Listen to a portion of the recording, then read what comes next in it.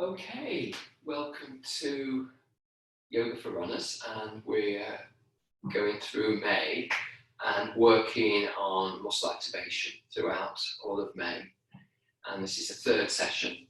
So the third session we're focusing on glute muscles, not muscles, but muscles, which are seen as kind of really key for a runner's bodies to keep them safe, to help the performance, to get more strength where we need it. So it's an important area, and I think there's lots of different ways of teaching it. There's lots of different exercises we can do to employ and support and work the glutes.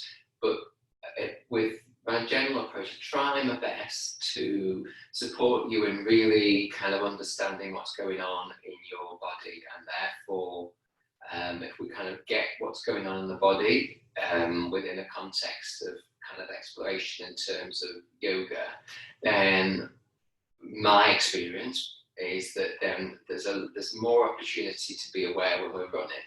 And when we're running, we can switch on muscles that maybe we just kind of don't even not normally aware of. So that's the idea of this series, is what are our key muscles, how can we activate them, how can we get familiar what the body feels like, and then how can that support us in running, whether that's just keeping safe, improving our performance, or just getting a little bit more out of understanding our own body in movement. Okay. We're going to start like we often start, lying on our back and doing something fairly relaxing, so that we can actually be just more aware of the options we're taking, being more responsive rather than reactive, coming away from our mind and into our bodies. So that's the purpose, if you like, of this usually introductory session, where we're a little bit more calming and calm. So coming onto your back, just finding a happy position, and I'm actually going to say, myself a little bit more room, I'm going to suggest that you extend the legs out and see how it feels to start with. If you really know that extending the legs out is instantly a discomfort for the lower back, then you can leave this out. So just arriving on your back for a moment and just seeing how things feel. So where's the impression of the body lying on the floor? So I give the visual of, if you're lying in sand, what would be the imprint of the body on the right side of the body, on the left side of the body? Where would the weight of the structure of the body give the greatest impression? So that's usually the larger bones of the structure, the back of the head from the skull, the back of the shoulder blades, the back of the pelvis, the arms and the legs to some extent, and the back of the heels. So just getting that sense for a moment. And just notice how easy it is to get into the body and away from the mind. So some days that's, for me, it's really easy. And for other days, it's kind of like, no, I want to keep thinking. I've got another idea. I'm thinking what I've done. I'm thinking what I'm going to do next. I'm trying to work out a problem. I'm judging something to do right. Or occasionally, but not very often, I'm celebrating something I've achieved. So just seeing where things are in terms of your relationship to your body for a moment. So for those of you that find it difficult, and it's not a bad thing for us all to do, is actually to tense the body before we relax it. So the way of doing this is kind of like you kind of waking up in the morning and doing a kind of wake up, tense and stretch and yawn, and you just kind of let things happen, so that you're lengthening away and you're just trying to awaken the body to the morning and the day as you start to get the body working. So obviously we're not lying in a bed. We've got a hard surface, so it may be not morning. So it's not exactly the same, but you're going through that same process of awakening the body. So now just see what the imprint of the body is lying on the floor. And it may be exactly the same as it was before. You might not remember. You might feel that because you're tensed and then relaxed, that the relaxation response is a little bit more accessible. Okay, so just seeing how this feels, and then in the next moment or two, my suggestion is that you just see what it feels like then to have the knees bent and the feet on the floor in constructive rest. So in this position, we're not, it's a little bit easier for most people's backs. It changes my whole structure. So as soon as I put my feet on the floor, I take my weight back and down around my rib cage, around the back of my head. It's almost like I'm feeling the whole body move up slightly, and I'm a little bit softer in my lower back. So that's my experience. It may not be what you can kind of track or trace, so don't be concerned about that. But you might have a little bit of a different impression of the body lying on the floor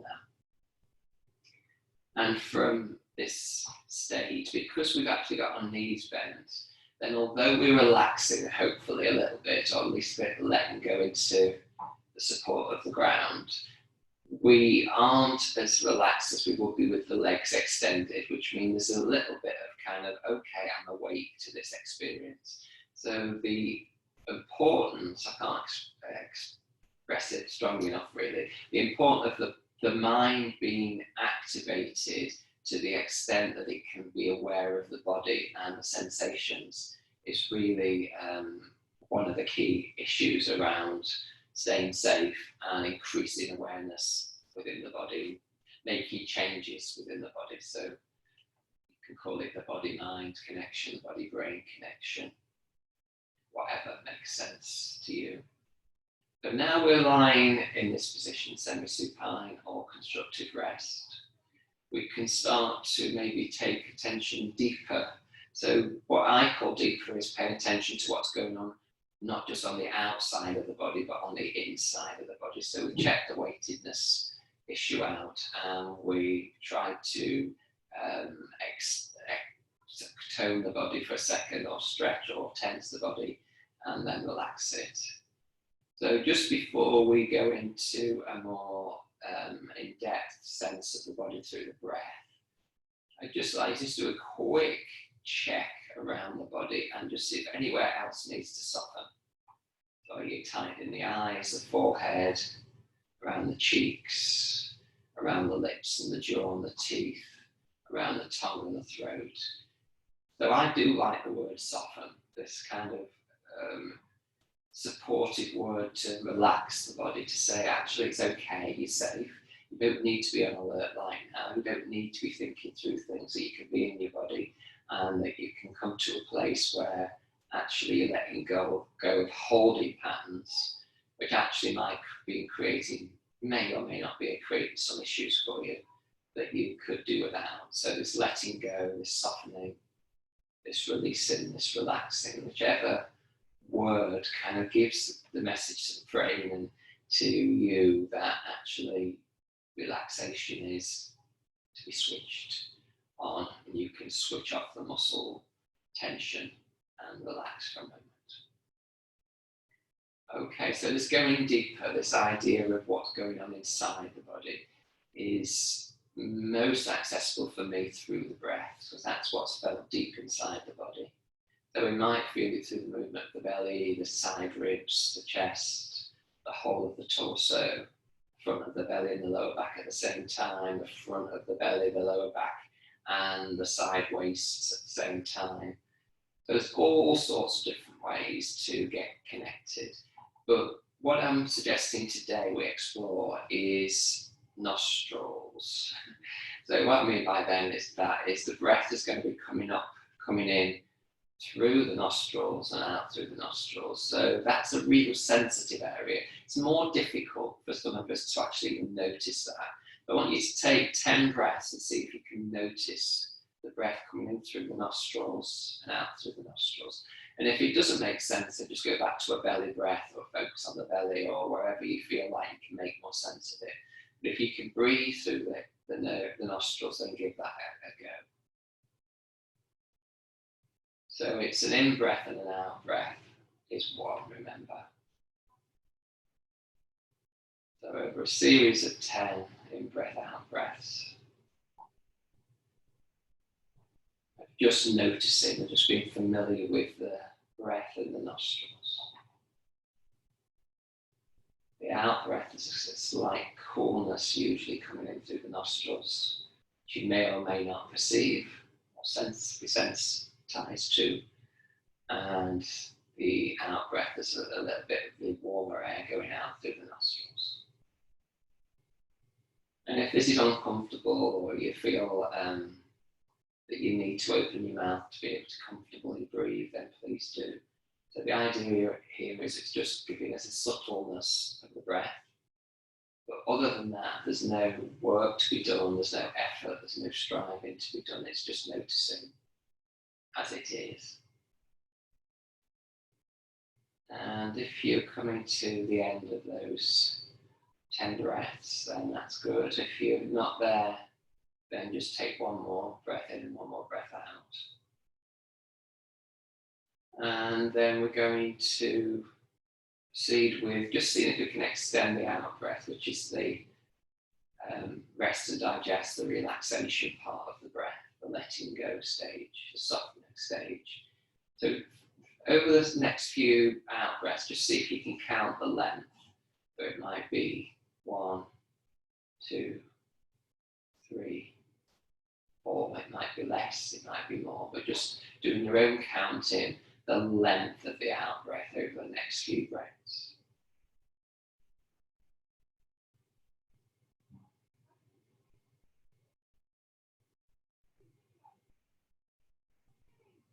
And you may, through just focusing on that, have extended the out breaths naturally. So it might be going up as you count in. If it isn't going up, just see if you can possibly increase the length of the out breath by 1 or 2. I mean, if you're getting to something like 10, I'm sure you're probably already at maximum. But if you are getting to like 4 or 5 and you think there's a scope to get to 6 or 7 without a forced reaction, then try that. Just see how that feels. So again, we're inviting the breath to create more relaxation rather than forcing the breath to create tension. We're not judging if we can't hold the breath or extend the breath. We're just noticing that's where we're up to today, and that's what breath's like. So it'll come and go and it'll change at different times of day. So just 1 or 2 more breaths, just counting the breath there. And just seeing what that feels like.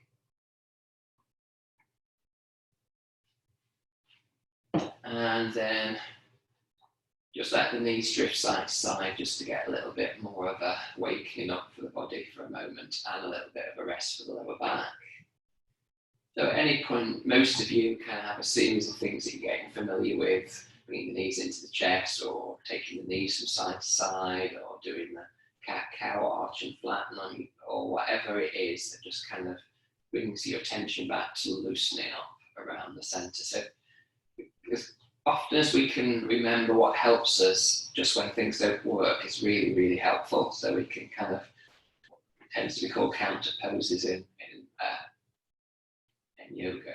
So we're going to bring one knee in towards the chest and just take the hands onto the shin if that's comfortable, and let the hands rest there. And just even with that resting, it's going to be a little bit of weight coming onto the shin, and see how that feels on the lower back.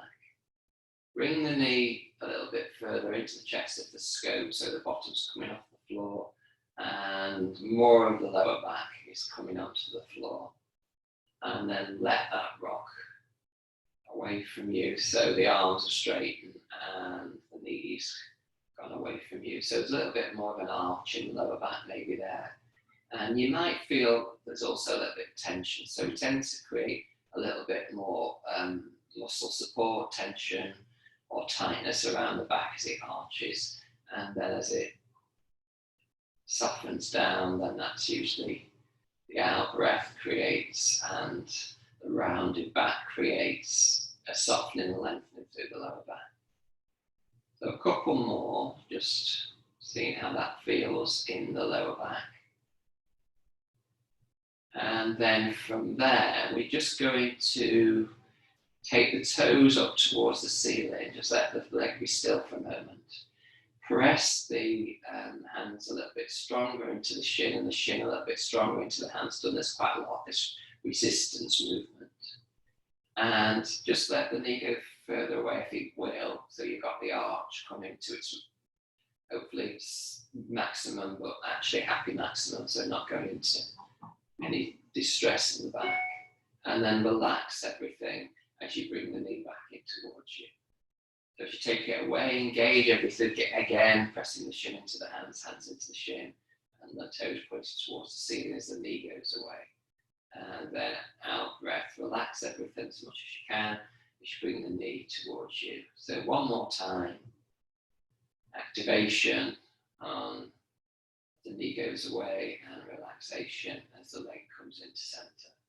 And then just release the leg down, extend both legs for a moment so you can just let the knees feel a little bit more relaxed.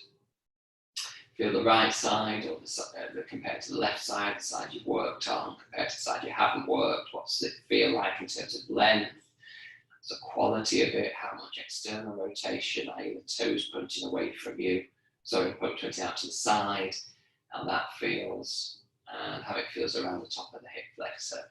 Okay, have feet down, back, knees bent again, second side, hands onto the shin. Feel the weight of the hands on the shin just naturally, and then start to bring the knees closer in to get that rounding at the back.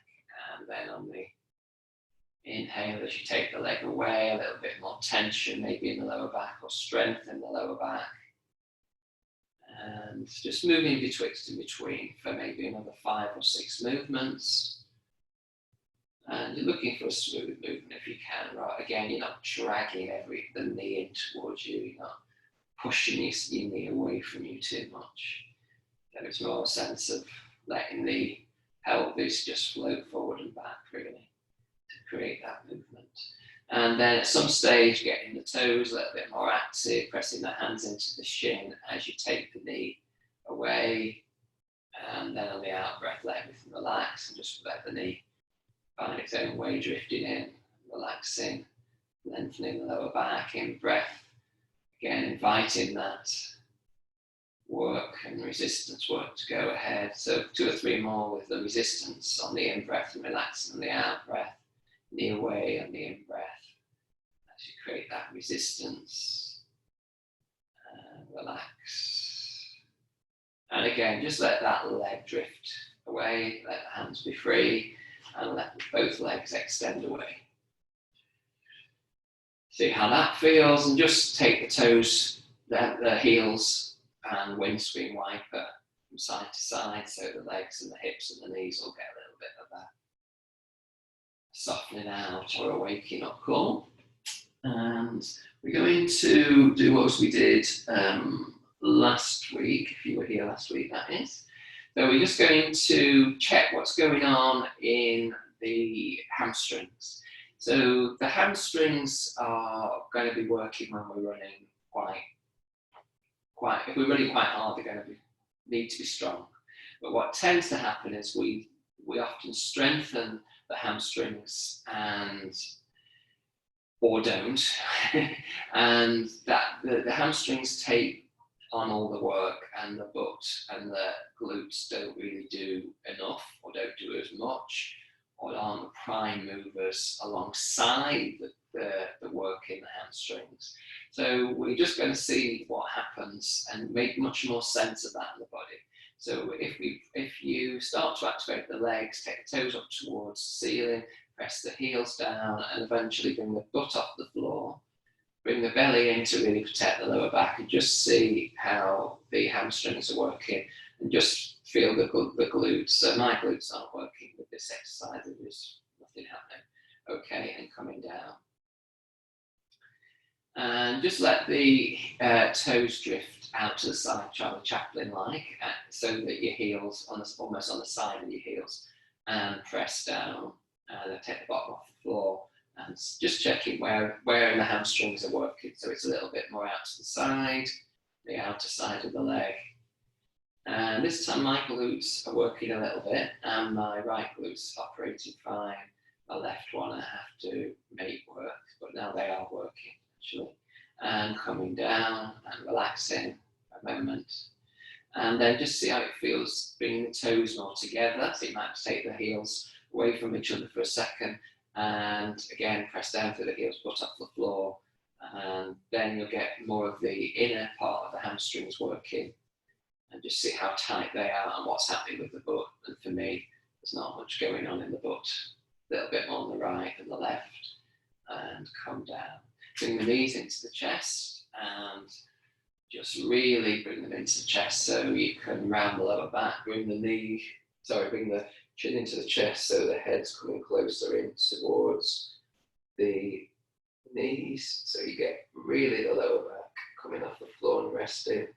Just rounding as far as you can so you can't get your knees any closer in. And then release the legs down. And just relax the legs away from you for a moment and just see how things are going in the back. Hopefully things were not too strong in that movement. And we're going to ultimately work up into bridge, but we're going to start the activation a little bit of feet, and we're going to kind of imitate walking, running movement, lying down. So that might not make any sense yet. So for now, what we need to start off with is get the feet on the ground and the knees bent again. So that'll give a little bit more rest again for the lower back. Maybe let's just drift the knees from side to side again, just for a moment to release tension in the hips and the pelvis and the lower back. And then be still again.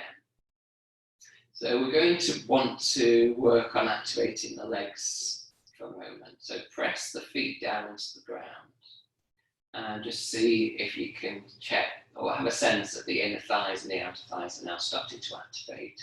Probably the calves are doing a little bit and the hamstrings will be doing some, but not as strong as what we were just doing. And just pick the butt slightly off the floor, just a little way, and see if anything's happening in the butt. So for me, that there is some engagement there. So just checking that out, and then we'll lower the back down. Okay. Now, keeping the bottom broadly on the floor, just press down with the right foot. As you press down reasonably strong with the right foot, the right knee slightly drifts forward as the whole of the quads start to operate. You can check the quads are operating and feel the back of the hamstrings, see what's going on there. There'll be some operation without it overworking, and then just relax it. And then press the other foot down. So left foot pressing into the ground, knee going forward, leg active, inside, outside. Check the back of the. So there's a kind of when the glutes are working.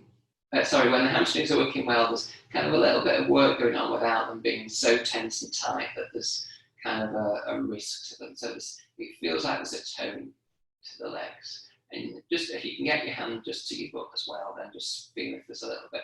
So that is a good movement for me, a good sense there. I've got my butt kind of active, I've got my hamstrings active, but they're not so tense and tight that there may be some kind of danger of overexertion there. Okay, now pressing into the right foot and relax, press into the left foot.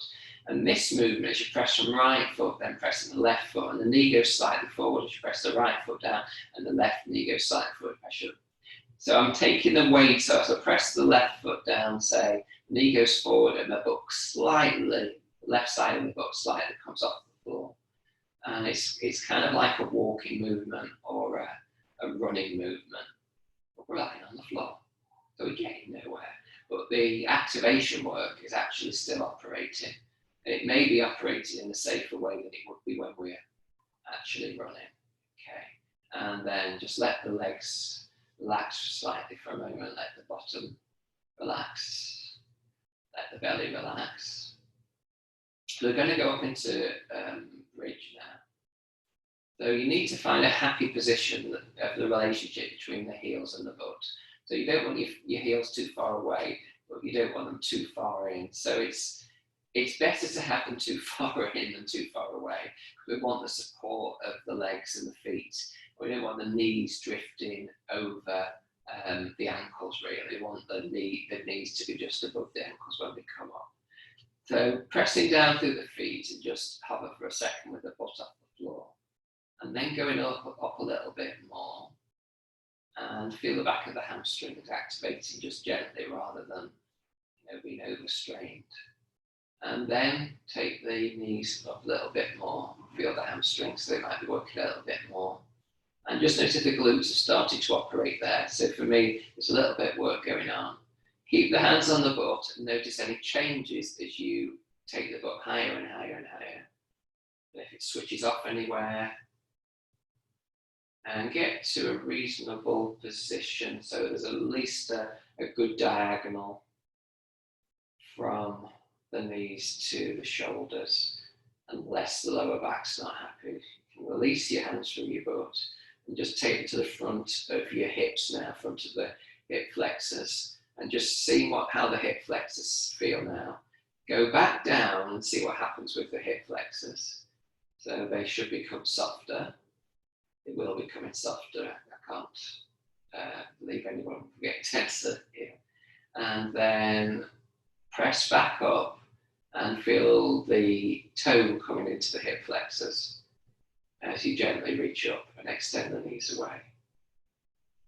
Brilliant. And feeling tone there now. Check. Hopefully the lower back should feel safe because we've gone up fairly slowly. Just take the hips a little bit higher and see how that is. And it may be okay, or it may be starting to feel like the lower back is crunching or feeling really uncomfortable. If it is, you lower slightly down.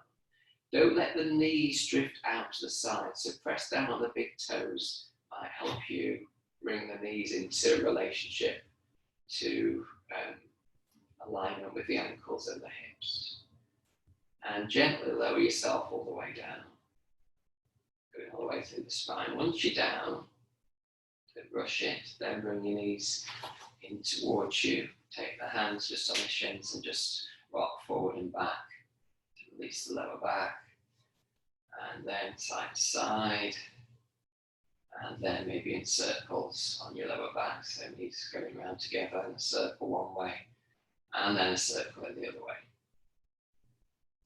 Wonderful. Then just release the legs away and just get a sense of how the legs are. Give the knees a break from this extension. And just feel the breath. And maybe feel the breath in the nose again. Okay. Just one more breath here. And up to you whether you keep your legs extended or whether you put your feet on the floor with the knees bent. But I want you to reach up with your hands towards the ceiling. And so I'm reaching up, which means both my shoulders are off the floor. And I'm going to allow one shoulder to go back towards the floor. And then I'm going to let the other shoulder come back to the floor. And then I'm just going to alternate between as if I'm reaching and then relax. It really feels like you're letting go of the shoulder into the joint. And then you can smooth it out. So you're reaching up, you're not dropping it, but you're allowing with containment the shoulder to come completely back to the floor. So just relaxing the shoulders a little bit here. And we're going to work back into bridge, but extending one leg away in a moment. So taking the arms back by your side, relax the shoulders, relax the jaw, have a smile, or a swallow. So you can just relax the back of the throat and the tongue. Bring the feet back towards the butt slightly, back into your supportive position, your knees bent for bridge pose. Press down with both feet, and again, before you take the butt off, just realize that you're getting the legs to activate. Press the big toes down, so you're making sure as you continue to take the legs at the bottom off the floor, and extend up into your bridge pose, that your knees are not drifting away by pressing down slightly on the big toes, if that does feel like it's an issue for you. So you get to where you get to. Check the back of your hamstrings, check your butt. Your butt isn't activated. Wake it up. Yeah, just give it a little bit of a reminder. Okay, so from here, press down with the right foot and extend the left leg away from you. Yeah, so both my thighs are in line, but my shin is extended and my legs in the air. Now that will, you might feel like there's a lot going through the lower back. If there is, just soften it. Soften the lower back down, but bring the belly in. And you could choose to do called robot arms here. So you can bend the elbows and take the fingers towards the ceiling.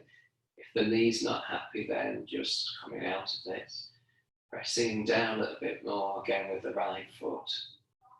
So there's more work now going on in the right foot. So check the right foot out. Maybe the right hamstrings, which will be working really hard. But you want the butt to be working, not just the hamstrings. Okay, release the left foot down to the ground. Release the arms if you're in robot arms, and allow the whole of the back then to come down. Brilliant. And bring the knees into the chest just for a moment. And as you bring the knees to the chest, also bring the head towards the knees, so you're really round in the back here. It's like very much like an upside down child's pose. Excellent. And release the legs down. Okay.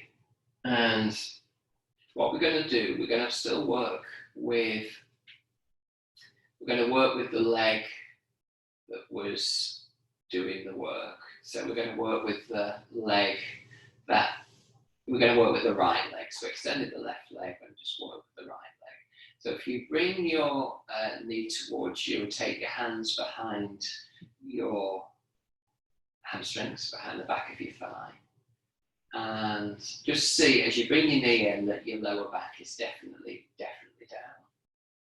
Bring the head off the floor again if that's comfortable. Bring the chin in.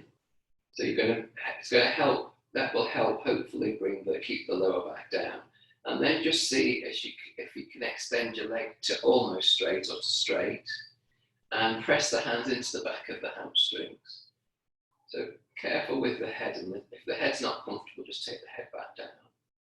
So you're pushing your hamstrings in towards your body with your hands. So there's quite a firm hold in there. So I know some people's hamstrings are perfectly comfortable and extended and lengthened, and I praise you for that, but that's not my position.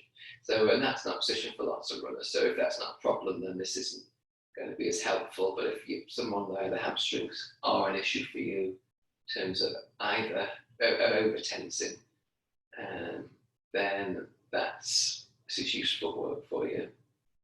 Okay, see if you can, it's hard for the neck, I know. So let's bend the knee and let the head be heavy again. Release the leg down, so both feet are on the ground. Extend both legs away and just see how the legs feel. The right leg compared to the left leg for a moment. Just move the back of the head along the back of the skull as well. So just go side to side. Okay, and both feet on the floor again. So we're going to be going to a second side into a one-legged bridge, if you like. So find a position that you're happy with your feet, close enough to your bum, not too close. And when you're happy, then pressing both feet into the ground, big toe, doing a little bit of work so the knees don't go too far away from each other. And then lifting the butt off the floor, lifting. So you're at a diagonal position, or wherever you feel you can manage it by keeping the back safe. And at some point, you're going to press down with the left foot so you can extend the right leg out in front of you. And just see what's going on in the left foot this time. Is the left foot activated? What areas be a little bit more investigative if you don't mind. You're at home. And then see what's going on in the hamstrings. If you want to go to robot arms to give you a little bit more support, keep the belly into the chest, the lower back safety. Hips are in line so you're not dropping either hip. Pressing through the left leg, left foot to keep that activated. And everything else is broadly in line. Okay, and relax that leg down, the right leg down, and relax the whole body down, arms down, and relax the whole body down. Well done. Bring the knees into the chest. Bring the head towards the knees, round the back. Oh, nice lengthening through the lower back. And let the out breath make a little bit more of an opportunity to release and let go. So we're going to do the hamstring release on the second side. So it's going to be left, right. Let me just remind myself. It's going to be the opposite leg, so it's going to be the left leg that was doing the work. So yeah, bringing the left knee in towards you, sorry, the left there, and the hands behind the left thigh.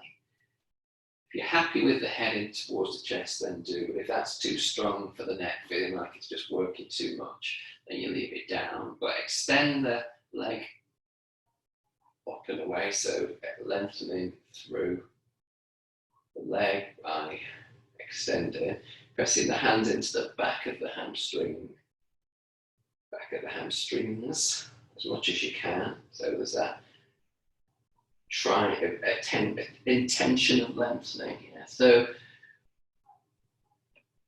we need to have the hamstrings lengthened and strong rather than tight and strong or tight and weak. And we need the glutes operated. So it's rare that we didn't really work with one area. So when I said core last week, we were working with a number of muscles activating at the same time. There's always going to be a relationship thing going on. Okay, so holding for a second or two more. And then release, bend the knee, release the hands, release the head down, bring the knees back into the chest. Well done. And again, just let the knees drift side to side, circle on lower back. One way and then the other way, as long as that's okay with what you're wearing. Sometimes it just catches. Okay, and rolling over onto your side. Okay. Okay, so we're coming on to all fours, as you can see. And just to kind of loosen joints a little bit and things, we're just going to do a circle movement. So if you just let your hips go around in a full circle, so often we do kind of a half circle for the hips to start the figure of 8, but this time we're doing the full circle with the hips, which effectively means we're going from right hand to left hand, so right knee to left knee. That's where the weight will change. Just see how things are in this movement. And now you've got used to going one way, which should be your preferred way, because that's where we always start. Then go in the opposite direction, which might feel, can't kind of go into a smooth position now. But do your best.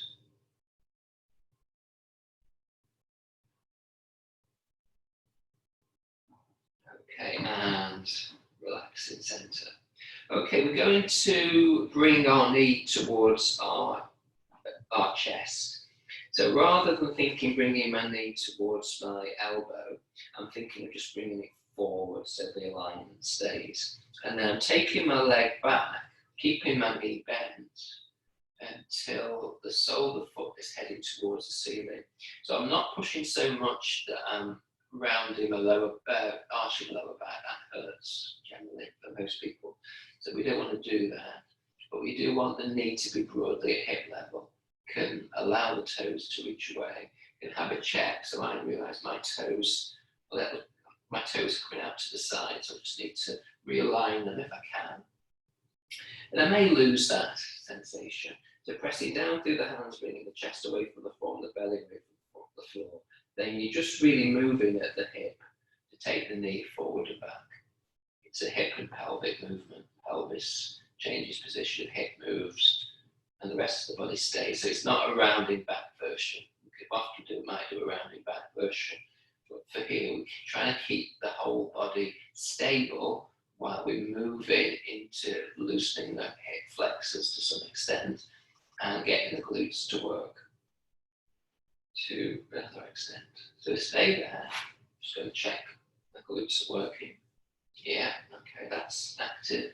Checking what alignment's doing. Yeah, that's broadly okay. So I need to bring my belly in, remind myself, push away from the floor, reach to the back of the heel, extending away for a moment, really pushing down again, activating everything, pushing down through the knee, the back of the foot, if the back of the top of the foot is on the floor.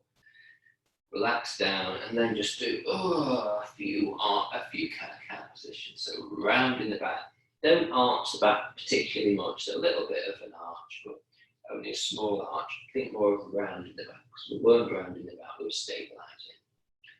Okay, and then after one or two more of that movement, to just loosen the back, hopefully, then we're going to go to the second side. So bringing the knee, just bring the knee forward, just by a hip movement and a pelvic movement. Sweep the leg behind you until it comes to the hip height. Press down through the hands, engage the arms, engage the front of the shoulders, the armpits, the belly, and look behind you. Again, my toes are going outwards, going away from me. I want to get the alignment back intact. Press down again, and then keeping everything else stable, apart from moving at the hip. We just see if we can keep the stability in the centre, but we can activate the glutes and sense of my toes have gone out again. No, too bad. And open a little bit in the hip flexors. Those two are connected, the hip flexor, psoas, and the glutes. So again, just do a bit of a check, yeah. Operational. Okay, and bring the knees back into cat-cow for a moment. And not overdoing the arching, but kind of 50% of the arch, but 100% of the rounding of the back. You don't have to force it, but you can just find your lengthening like cats do. Bringing the belly in. And then from here, if you need to come onto your knuckles because your wrists are hurting or you need to give them a shake out, then do what you need to do. But ultimately, we're going to go into the figure of 8 where we take our bottom round in an arch, go diagonally to one hand and then to the other hand and then diagonally back, and it then starts to become a rhythm as you realise you're drawing, as it were, your nose is drawing a figure of 8 or your navel is drawing a figure of 8 as you take the movement. So just come to a stop for a moment and bring the knees together and see if this feels better for you back. And it may feel no different, so if it doesn't, you can choose whether you stay or whether you keep the knees apart. If you realise it feels more stable for you, then you have your knees together.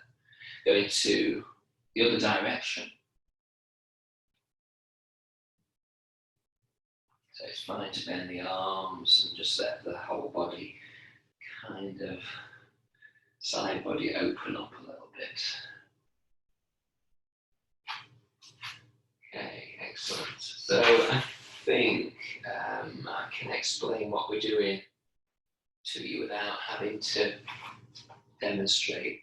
Let's go for that option. Okay, so we're going to come down onto our belly.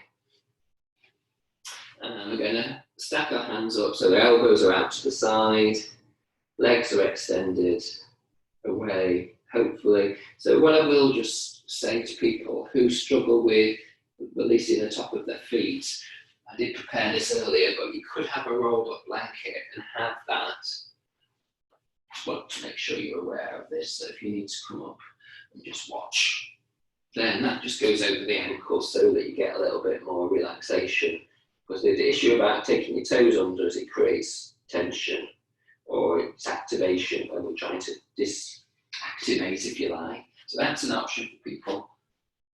That's just a reminder.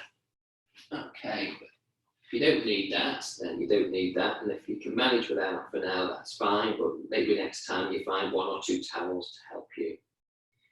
So while you're here, you can start to release the belly. So that means a little bit more expansion in the belly that helps the lower back for a moment. And let's take about 5 or 6 breaths there. So there's a little bit more of a breath going in on the in-breath. So the belly will swell naturally. So you're not forcing it, but you're certainly inviting a little bit more of an extension, as long as that's comfortable and not creating any heightened anxiety for any reason. In the breath. Okay, so I'm assuming you've done a few there. So bending one knee so the heel goes towards the ceiling, and what we'll do just for a moment or two is we'll do circles with the toes so we're getting into the ankle. And that can be a slow movement or a faster movement. So we're just trying to lubricate, loosen around the joints of the ankle. But if you'll notice, you may notice that it's actually getting into the back of the tendons at the back of the ankle and into the calves. So it's a nice way of just releasing the calf tension as well, I find. So going in the opposite direction now, on this first side, just doing the ankle rotations by drawing a circle with the toes on the ceiling, imaginary circle. And then come to a stop there, leave the leg where it is. Curl the toes if the toes are comfortable curling, and then extend the opposite direction. So curl the toes in and then extend. I know it can be cramping for some people, so just one more, toes in and then toes away. So you get the back of the foot a little bit more spacious. And then rather than just doing the toe movement, do movement from the knee. So it feels like the whole of the foot now is doing a circle on the floor, on the ceiling, sorry. So that there's a little bit more chance of the hip opening, getting into the butt, loosening as we go one way, and then we'll change that to the other way. So not doing this quite so long as sometimes we do, that unraveling of the thigh muscle, hamstrings, and getting into the butt release. Okay, and we'll extend that leg back down to the floor. If it'll go, see how that leg feels compared to the other leg, a bit more extended. More hip flexor opening, hopefully, and then second side. So we'll start this time slightly differently. We'll start with extending, with rounding the toes, and then extending the toes, rounding the toes. So, and then extending, so a bit like claw-like toes, bringing them in, and then extending them away. And if you manage one more, and then start to do the ankle circle, so moving the toes and the foot, just so the ankle gets a rotation and gets into the back of the ankles, back of the lower leg, and into the calves. Just feel the calves moving on the leg. Hopefully that feels freeing up. And opposite direction if you haven't done the opposite direction. And listening for cracks and clicks. I just got a crack and a click there. For me that's fine. Most people it's fine. I know some people click every movement, but it's usually fine. This might mean you just need a little bit more stabilizing rather than the loosening, so you might choose to stop doing that. And then hopefully the ankle can be stable while you take the whole foot in a circle one way, as it feels like you're kind of in a circle on the knee as you loosen around the backs of the legs and the butt, going round in the opposite direction. Trying to get into a little bit loosening now so that the hip flexors can release and extend, as well as the butt just get a break from doing the tension work. Hamstrings get a break, and relax the legs down. See how both legs feel, maybe a bit longer. Maybe you got the groin and the hip flexors down a little bit more than you had before. Okay, so we're going to, if you try and ensure you've got the kneecaps facing directly down rather than on the inner side or the outer side of the kneecaps. From there, engage the legs, push the pubis down towards the floor slightly. The belly's in, and then just take the legs off the floor. Take the head away from the hands, so the chest is slightly off the floor. So don't take the legs too high, so you don't risk any chance of the lower back getting upset. Start to check if there's any work going on in the glutes. I need to do a little bit of reminder for outer area. And yeah, that's okay. So you can just let the hands stack on top of your bottom and keep the chin slightly tucked under. Take the shoulders away from the floor, if possible. If things are not working, remember to bring the belly in, so that may have gone. So we've done this movement a number of times in a number of different ways. So see if you can breathe here. Anytime it gets too strong, then you come down. You have a sense of the feet going away from you, and legs going away from you. For some people that helps, doesn't help for everybody. And release the legs down, let the butt relax, bring the hands forward again. Just breathe a little bit more deeply into the belly again. So you get that expansion in the lower back, say 3 or 4 times.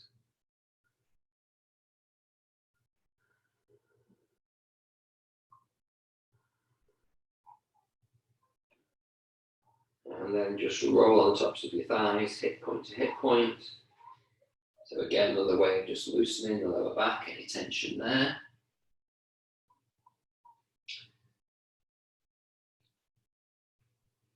Okay, so it might be helpful to find a blanket or a rolled up blanket. Just have it available if you can, but if he's not around, don't worry, just take your hands underneath your shoulders and come up so you're on your hands and knees. And just for a moment, take your foot back towards your ankles, towards your heels, sorry, and reach back if you can into your hips. So your back, your lower back feels like it's lengthening. Let your head come down if it comes down, whether the butt's higher up or not. If you really feel you need to come onto your back and bring your knees into your chest, you can do that as an alternative, otherwise stay in this position for a moment. If you can take your hands now slightly over to one side, so I'm taking my hands slightly over to my right side, so get a little bit more lengthening through the left side of the body, back into centre, and then taking my hands slightly over to the left, keep my head down, or can have the head slightly off the floor, and just get a little bit of an extension out through my right side, come back to centre, and then bring myself all the way back up onto all fours. So we're going to get up to stand, but we're going to get up to stand via a squat and a chair pose, which we did last week. So I'm going to tuck my toes under. I've got my knees hip distance apart, broadly speaking. And if you want to stop for a second to find your roll, potentially, if you know that there's going to be an issue for you doing the squat, then have that available to you. You might find things are not as bad as they usually are, or as difficult as they usually are. So bringing the fingertips then towards the knees, toes are tucked under, and just if you can come back onto your heels without the support of the blanket, then you do, or anything that's underneath, and just see how that is. See if you can let go slightly in your bottom, so the hips release down. Just come forward again. A bit like I might want my feet slightly further apart, so my knees slightly further apart. So I'm going to go up again. Okay, and it may be you do the same. Maybe you take your hands out and you sit back and you can't quite see. Quite a long way back. Table slightly obstructing me. Okay. So if this is working, that's fine. If not, then you get your support and you put that under your heels and you come back again. And it might feel easier even if you don't need it. Okay. And come forward, take the heels off the floor, off the support. If you can get the heels back down, keep the bottom down, but start to reach forward. So we're coming up into the chair pose. So the legs are going to have to be active now, butt's going to be active. And the butt's slightly higher than the knees. If the knees is too strong for the knees, please just go back down and come out of it safely by going down. You can hold it a moment too longer, hold it a moment too longer. So the belly is protecting the lower back, the butt's working the inner thighs, the outer thighs. And creep, creep, creep. Work my way back up. Let the arms free, let the breath free. Let's a bit of shake out. Anyway, you need to just loosen through the body. Okay. Just doing what you need to do. See how things are now. Yeah.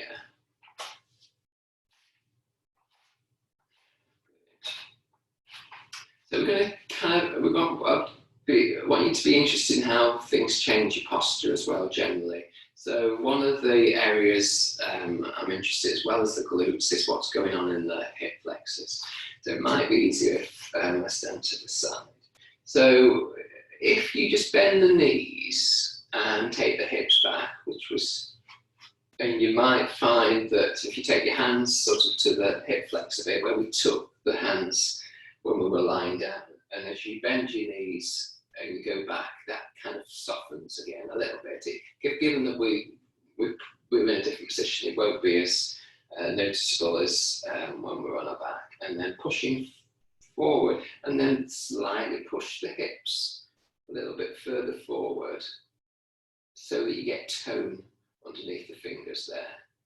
Check what's going on in your glutes and see if your glutes are working. So the idea would be your glutes are activated slightly here, as there's a little bit, feeling like there's a little bit of a forward thrust on the hip flexors. So you can overdo that. So that would be me overdoing it, where I've created the hips coming forward and the shoulders drifting a long way back. So that the alignment between the shoulder and the hips don't really change that much, and that's partly because my butt's working and my hamstrings are working. My thighs, if I feel the inner thigh and the outer thigh, that's operating too. So for some of us, when we run, you'll know who you are. You kind of run leaning forward, yes, and the hip flexors are loose, and there's a kind of there's a forward movement. So we do want to be able to lean a little bit forward when we're running, but it's not much of a movement. This is quite significant, but I know some people, run safely like this, so I don't want people necessarily to change, but I just want them to be aware of what the potential impact is there, and that if you're like that, the chances are your glutes might be operating. So check if your glutes are operating as you come forward, and then see what happens as you start to straighten and you extend through the pelvis slightly, and notice what happens. So it's very difficult. You just need to explore and check with your own body. So one thing in terms of a potential running tip for those of you that are more kind of coming forward is to run as if you're running with headlights, and you're running with the hips leading the way. So that'll feel really odd initially, and it may not work for everybody, but sometimes it just gives you that lift, and it gives you that sense of power forward, rather than, because usually when you come forward, you're also sliding around the back. So the posture isn't very good for breathing, etc. So we're just exploring that for a moment. We're going to do one more thing standing that might also explore that. So we're going to bring one knee in. Let's just bring it up in towards the chest for a moment, and that should help the lower back extend. Just do a little bit of a circle with the toes again to release the ankle one way, another way, and just keep moving between one circuit and the other circuit, like that down. So with the same leg, doesn't know which leg it is, I'm going to try this way. Bring the knee up again, but take the ankle this time, and take the knee down towards the floor. Activate the hand into the ankle or shin, and then the shin into the ankle as you take the thigh down. So the other restriction for the hip flexor might be tightness in the front of the quads, front of the thighs. So trying to have a sense of a little bit of a thrust, just a little bit of a thrust without overdoing it, so the lower back shouldn't be having to work. Check if the butt's working, though I've got to use a spare hand there on that side. Could extend for a moment if you wish to, and then take that arm away. So see if from here, you can tip forward slightly from the hip. So we want the whole back to come as one, because we're bending at the hip rather than that there, lower back. Okay, and just see if you've got any more scope. So it's quite difficult. So for me, I have to slightly bend my extending in and just take the arm out. And then maybe bringing the arm into bent elbow and extending away. That slightly helps for me.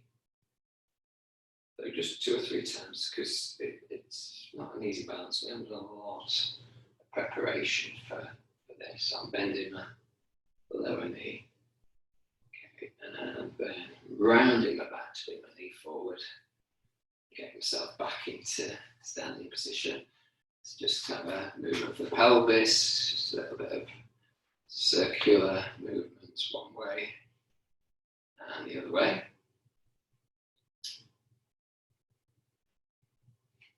Okay, so we're going to do the other leg.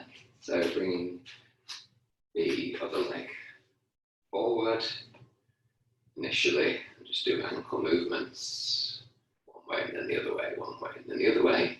Just see how things are going there, and getting into the back of the calves again to loosen them, because we've not done any work with down dog to loosen them. Okay, and then taking that ankle back, knee down, a little bit of tension, so resistance work between the hand and the ankle, a little bit pressing the knee down. Can notice a little bit of a slight forward thrust in the hips, but not getting into the lower back discomfort. Knee goes straight down, quads, so getting a little bit of work there. Extend the arm up just for a moment, and that reach, belly comes in, so you know what it feels like to get the belly coming in. Bring the arm down again, and tipping from the pelvis, but keeping the belly in, and seeing how that goes. So you can just go back 1 or 2 times. If you feel like you can stretch the arm out as you reach forward, then you do that. You can always do this over a worktop or something where you're going to actually get the support as you come forward. So I'm losing my balance. So I have to bend my the leg that's on the floor, I have to bend at the knee to be able to release properly at the hip. And as you come up, you can bring your elbow back, so it's more like robot arms. So that gives me a little bit more stability. Careful with knees here, so if knees feel like it's a little bit tense, then obviously leave this out. So when you're ready to come out of it, knee comes forward, back, round the back to release the leg down. And this time, let's take the feet reasonably wide, bend the knees slightly, and do a figure of 8 movement with the pelvis. So you've done the hard work. And we're just going to come into a couple of movements on the floor to finish with and relax.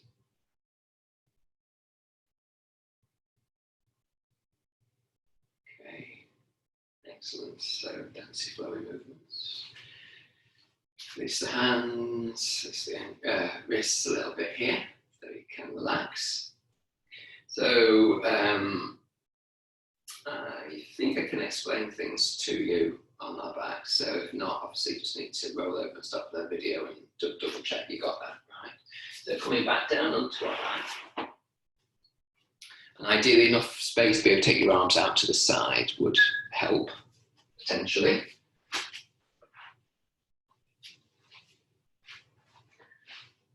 So once you're down, back down, we've been on our back, not on our front quite a while, to be honest, haven't we?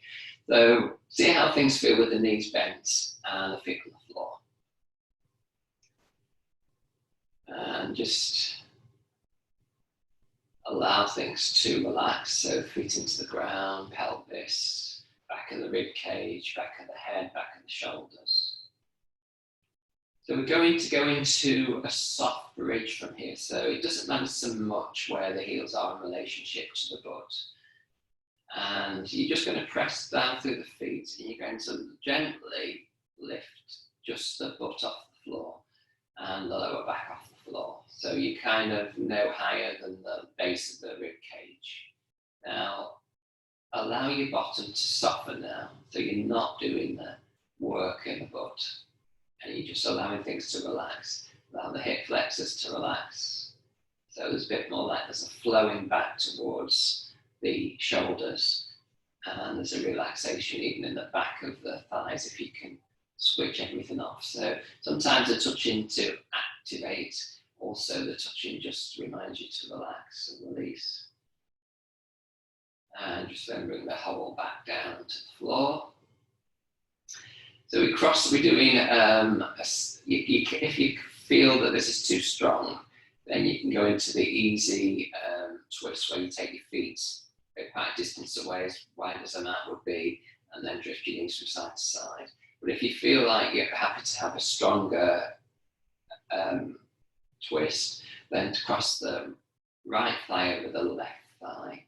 Take your arms out to your side, broadly at shoulder level if you've got the space, and take your legs over to the right. So your right leg's on top, and you're taking your legs over to your right.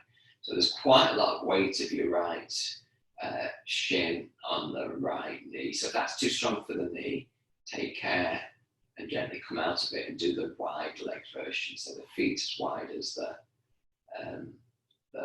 mat. And just let the knees drift from side to side.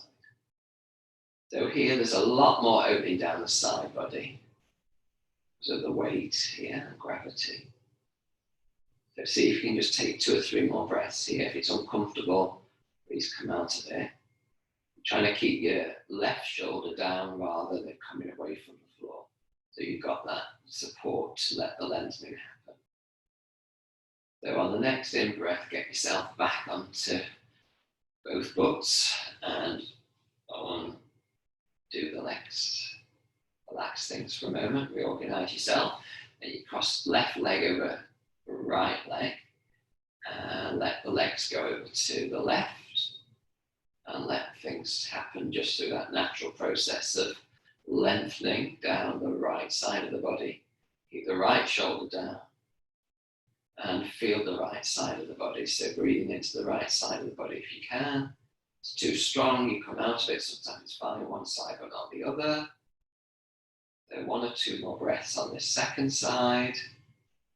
And at some point when you're ready, then you take an in-breath and you bring yourself back up into your neutral stance, undo your legs and extend your legs away and have your arms a little bit closer to the body or wherever they feel comfortable.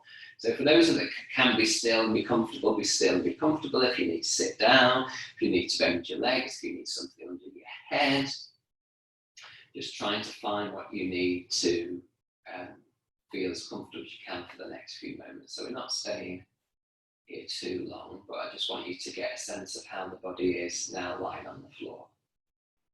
So one of the things for me, when I kind of get a little bit of glute activation, then I feel a bit more balance between my right side and my left side. So let's investigate that. So how do you feel from your right heel, up your right leg, your right foot, your right lower back, your right side of your rib cage, your right arm, right side of your neck, right side of your face? Pay a bit more attention to that. And just see how that side compares to the opposite side. So move your attention over to the left side of the face and head, left side of the neck, left arm and shoulder, left part of the rib cage, left part of the belly and waist, left pelvis, left leg, left foot. And then feel both feet, both legs, both parts of the pelvis, both parts of the rib cage, both shoulder blades, both shoulders and both arms, the whole of the neck and the whole of the skull and the face. And let's see what imprint we would have in this imaginary position as if we were lying on soft sand. So I find this work quite balancing for my body because it's quite stabilizing. you may be perfectly balanced anyway, so you don't notice any difference. And pay attention then inwardly again. So if you can focus on the breath in the nose, just notice that you don't need to change it, then just pay attention to that. If you don't find that easy, then just pay attention to the breath in the belly or in the torso at some point. Soften the lips, soften the teeth area, or create a little bit of space between the upper teeth and the lower teeth, the upper jaw and the lower jaw. Maybe create a little bit of a smile for a moment. Just release the side of the lips and a swallow to release the back of the tongue and the back of the throat. And then invite the eyes to soften back into the skull. The area in front of the ears to relax, cheeks to relax. Feel the back of the neck.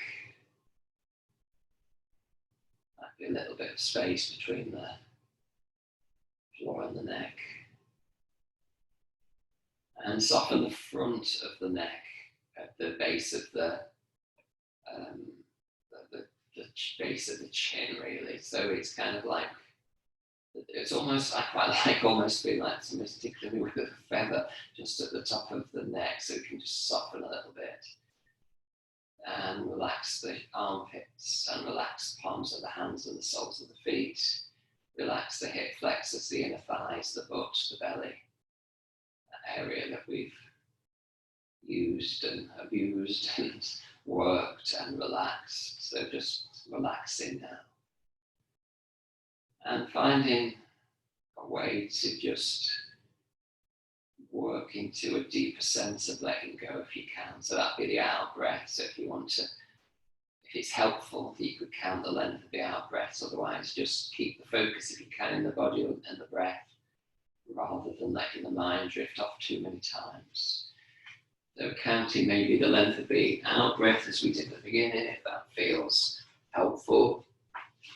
If you're just happy to kind of relax in the softness of the body and the gentle energy in the body, then do.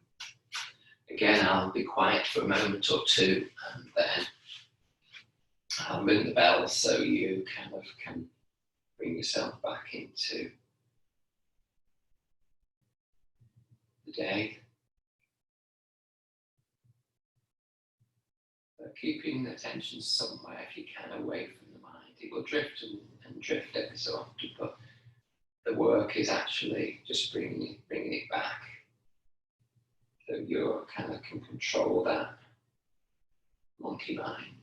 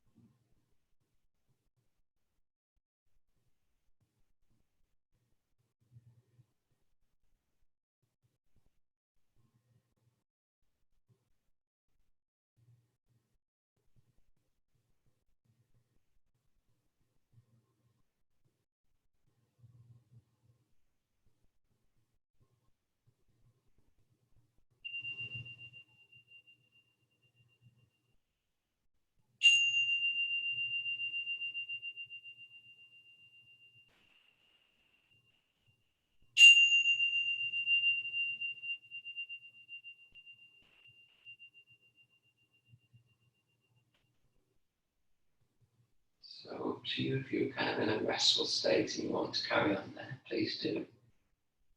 Got the time.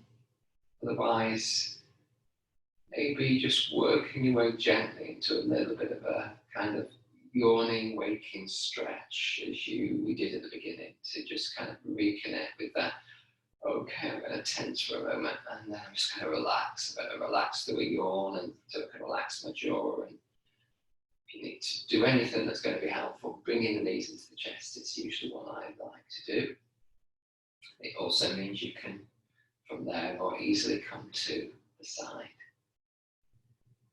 So up to you. You can lie where you are or come over to sit up and finish the practice. So I'd like to thank you for finding your glutes. So this experimentation with kind of being really aware where our muscles are and when they're active and when they're not active, and some ways of getting them active, some ways of being able to relax them, some understanding of what the relationship is between glutes and hamstrings and to some extent the quads, relationship to what's going on in the pelvis, that we know that when we run we can start to find an easy way to connect with activating the glute muscles, and maybe an easy way to release a little bit more around the